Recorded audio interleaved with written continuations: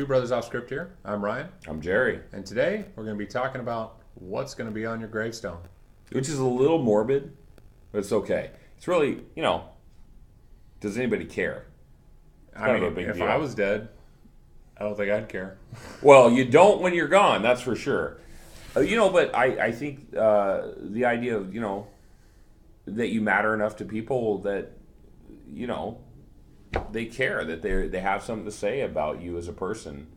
Well, there's a lot of people out there. Or what you say about yourself, I guess. Yeah. But there's plenty of people out there. I've seen examples of this that have, a script. What you're going to say about me after I'm dead, what's going to be on my gravestone, what color it is, what the placement is. I feel like do you think people worry about it too much? For sure. But it's if your legacy isn't that strong, maybe it's like they won't remember me, so at least when they come by, he lived from here to here, and this is where he's dead, and now we can remember him. It's like, me personally, I don't want a grave. I want to be ashes. I want to, don't buy an expensive coffin. Don't buy an expensive. Scatter me on the back lawn for the flowers. Yeah. I'd like to fertilize a few plants. I don't know. I feel like come back. Someday in the future, I could just imagine this super boring zoning planning meeting in the future where they're like, hey, so what we've decided to do is just knock down all those tombstones and turn that all into condos for tax revenue. Yeah, but then it turns into poltergeist, and then they've got to. Oh, that's true. Ghostbusters have to be called. Deal with that. The whole place. I guess I would want people to say that Sure, you can specify what's on your tombstone. That seems a little pretentious. I'm wearing my tombstone right now. I've worn the shirt several times, but this says it all, because when I was alive, I think I cared a little bit more than when I was dead. So, if you're gonna remember me, do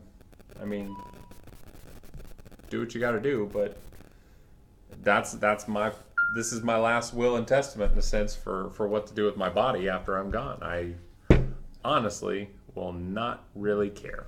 So I hope people say, that I was a good friend. I mean, that seems kind of generic, but I hope that people feel like I was a good friend. I hope that people feel like I tried as a dad.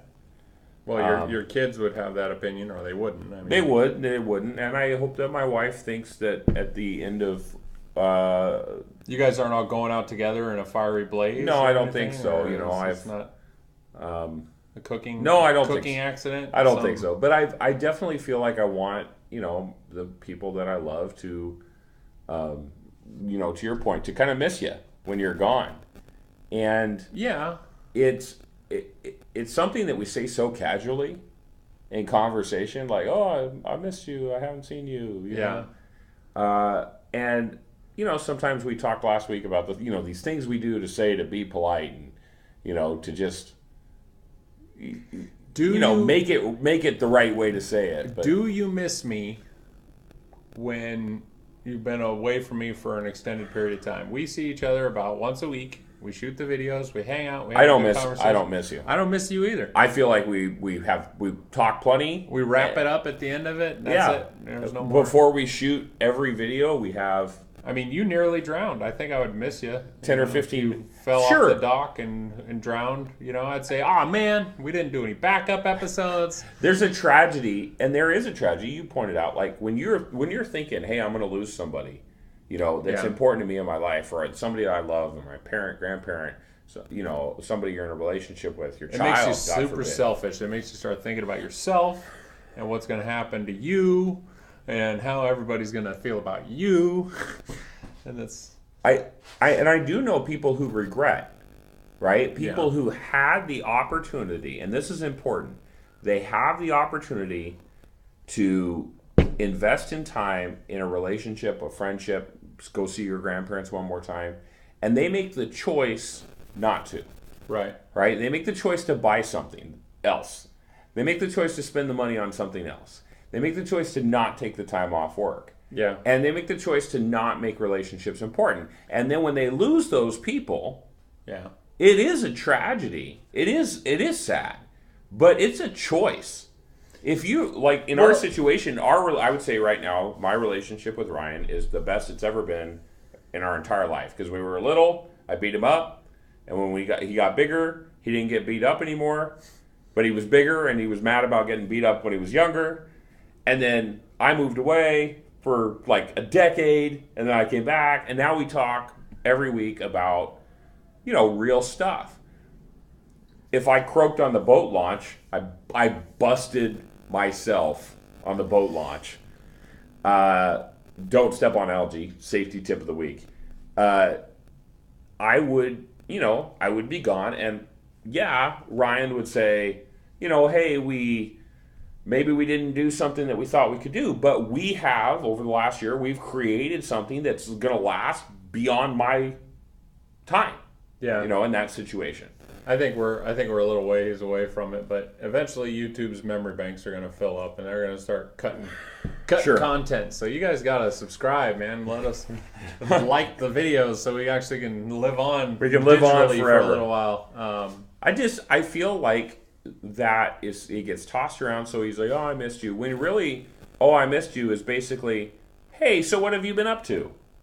Right? It's basically it's an intro to the conversation. It can be that. It can be. I mean, if you're comfortable, like my wife recently took a vacation, not so much to just relax and enjoy herself because she had a 2-year-old child with her on a flight there for a couple of flights because she had some few layovers and stuff, and she went out to visit some family back in Ohio, and she said to me several times on the phone and in conversation, hey, I miss you. And I said it back, I miss you too. But I'm sorry, honey. It's not that I don't miss you so much. It's like I understand what that means, and I do miss the familiarity of the people around me and the comfort that they bring. But I don't miss anyone in the same sense of like I think when someone's dead and gone, I'm gonna miss them. Like I know I'll never see you again, and I think that's the thing that really strikes me is when I know that I'm never going to see that person again versus I kind of feel like I know accidents can happen, but I kind of feel like I'm going to see you in like 3 or 4 days. So I'm just going to play a few more video games and stay up late. And for a lot of people, that's, again, no offense, honey. I do miss you when you're gone. Stick with that. That's where I'm going to leave Yeah. that. But I will say, I know people in other relationships, not your relationship, but in other relationships, where really what they're talking about is they're talking about that insecurity, right? The issue of, did you miss me? How do you feel? Like, it's just insecurity. If you got a probe for it. Yeah, you have a person, when you're gone, when you're in a relationship, and the person's calling you up and saying, oh, what did you do today? And you're like, well, I talked to you this morning, and prior to this morning I was sleeping, and then I woke up and I talked to you. Nothing had happened yet that was newsworthy. Right. I don't want to really get into the description of my breakfast. Every part of your life. Right, in my shower. And then I went to work, and while I was at work, the things that were normal have happened at work, and no, I didn't really have any meaningful conversations with anyone. And then I came home, and what I did on the way home was I called you again, and you're asking me 10 hours after I last talked to you, did you miss me? And my answer is yes. Yeah, not really. Well, if you never have a chance, I'm saying it to be nice. Yeah. If you don't have a chance to miss someone, you're not going to miss them. So there's this permanence with loss that's a really big deal. And I don't want to jump straight into solving all the problems, but it seems so obvious to me that if you want people to miss you, then you need to be a really good friend to people. And you also need to not chase them and hug them and kiss them and strangle them about the neck and shoulders with your closeness. And you also need to give people freedom to have space. I think it's called clinginess, because clinginess definitely makes people want that space. And I feel like that's a bad thing. I think that everybody is clinging to certain things in their life, whether they're a person or an event or a relaxation thing that they do, or maybe it's like we That's true. We play video games, and when I don't get to play video games for a long time, I think, man, I wish I could play some video games. So I think that can be construed as missing the video game, But I think what I'm looking for is just that. Um, I don't know. For me, it's probably control. Like I like playing video games because I feel like I'm in control. Then, like I can control the elements, and no real consequences exist, except for maybe sleep deprivation. Um, but that's totally workable because I'm an adult and I have an alarm clock. But when I don't do something for a long time, I might miss that activity. But when I'm with a person and I see them constantly, or um, I'm always talking to them on the phone, like I just don't feel like there's no void because they Right. weren't gone. You know, it's like if you ask for space from somebody and they don't give you the space, it doesn't really help. You know, but Yeah. I will say, when my wife and I were gone in China, this is the longest we've ever been away from our kids. And it was 3.5 weeks right, from the time we left to the time we came back. We tried to make phone calls during there, but we had tons of technical issues. The Wi-Fi was really bad. We had problems with cellular. I mean, we just had all kinds of problems. And I really noticed that was an occasion to me where I really felt that sense of like, I wanted to see my kids today. I want to know how they're doing. I want to give them a hug and let them know that I love them. And I can't. right, And I can't have that. And so I began to really, as I got into the second week, and my wife felt it differently than me, and that's fine. But I really, as I got into that second week, it was like I really became aware of I miss my kids and I haven't seen them and I want to see them and I hope they're doing okay. And they said they're fine and everybody waved and screamed on the phone and I really didn't get that closeness, that feeling of relationship. right. Those moments that I have with my girls when I take them on a date or, when we just talk about what, some kid at school did, I didn't get any of that and I began to miss that experience. Right. And I also, But kind of makes me think about our, go ahead. coming back though, I mean, you took the trip, you did what you had to do, you picked up the package, It was fantastic. you, I was super you happy to see him. transported it, you did not open the package, you know.